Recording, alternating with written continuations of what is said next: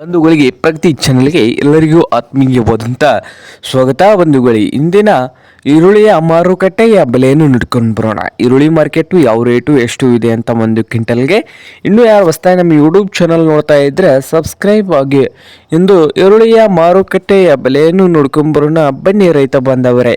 ಇಂದು ಈರುಳ್ಳಿಯ ಮಾರುಕಟ್ಟೆಯ ಬೆಲೆ ಬಂದು ವಿಜಯಪುರದಲ್ಲಿ 1 ಕ್ವಿಂಟಲ್ ಈರುಳ್ಳಿಗೆ 1,1700 ರೂಪಾಯಿವರೆಗೆ ವಿಜಯಪುರ ಮಾರುಕಟ್ಟೆಯಲ್ಲಿ 1 ಕ್ವಿಂಟಲ್ ಈರುಳ್ಳಿಯ ಬೆಲೆಯನ್ನು ಹೊಂದಿದೆ ನೋಡಿ ರೈತರೇ.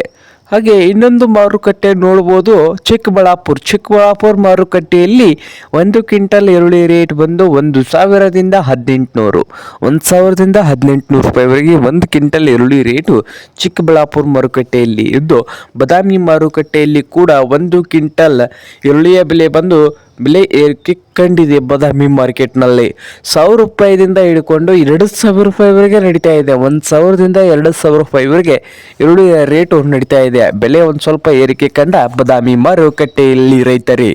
ಹಾಗೆ ಬಾಗಲಕೋಟೆ ಮಾರುಕಟ್ಟೆಯಲ್ಲಿ ಕೂಡ ಬೆಲೆ ಏರಿಕೆ ಕಂಡಿದೆ.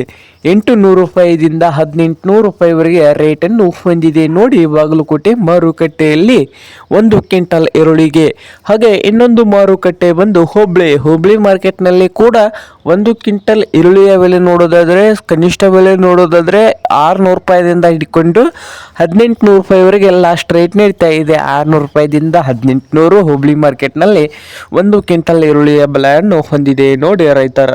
ಹಾಗೆ ರಾಯಚೂರು ಮಾರುಕಟ್ಟೆಯಲ್ಲಿ ಕೂಡ 1,000 ರೂಪಾಯಿದಿಂದ 1,800, ಹಾಗೆ ಮೈಸೂರಲ್ಲಿ ಕೂಡ 900 ರೂಪಾಯಿದಿಂದ 1,800 ರೂಪಾಯಿವರೆಗೆ 1 ಕ್ವಿಂಟಲ್ ಈರುಳ್ಳಿಯ ಬೆಲೆಯನ್ನು ಹೊಂದಿದೆ.